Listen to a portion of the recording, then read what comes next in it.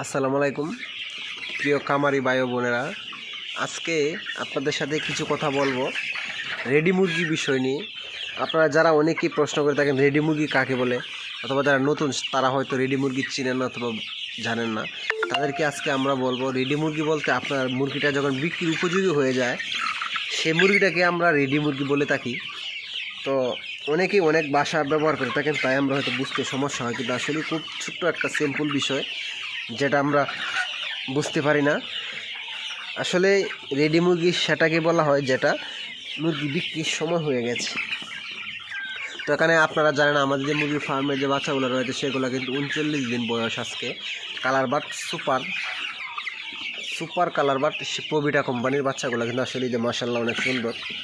দেখেন আমি কাছে এসেছি বিদে কিন্তু আমার কাছে চলে আসতেছে বাচ্চাগুলা, যে দেখেন। তো বাচ্চাগুলো একটু সমস্যা ছিল, আমি সেটা কিন্তু ওষুধ ব্যবহার করছি, খাওয়াইতেছি একটু সুস্থ হয়ে যাওয়ার জন্য। তো আপনারা যারা নতুন খামার দিতে চাচ্ছেন অবশ্যই জেনে শুনে বুঝে তারপর আপনারা খামার দেবেন। এই যে দেখেন বর্তমানে যে শীতকালীন সময়টা সেটা কিন্তু আমরা অনেক সেন্সিটিভ বিষয়, কারণ সেন্সিটিভ বিষয়ের কারণ হচ্ছে আমরা সর্দি ঠান্ডাটা তো লেগে যায়, তো বাচ্চাগুলো কিন্তু অতি তাড়াতাড়ি ওজন কমে আসে, এমনকি মৃত্যুর হার বেড়ে যায়।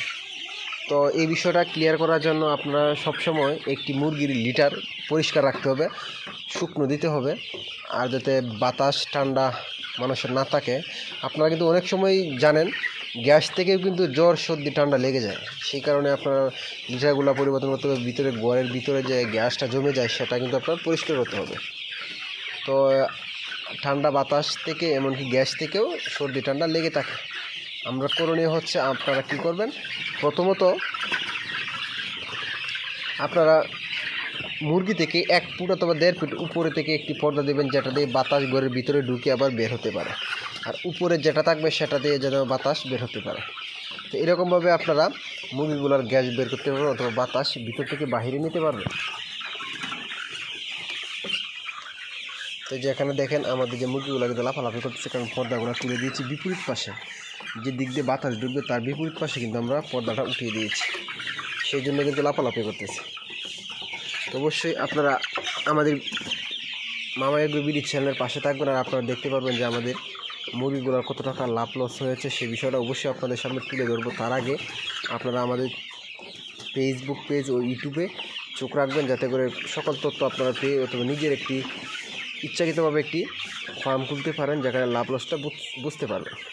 তো অবশ্যই চোখ রাখবেন। বিদায় নিচ্ছি, আল্লাহ হাফেজ।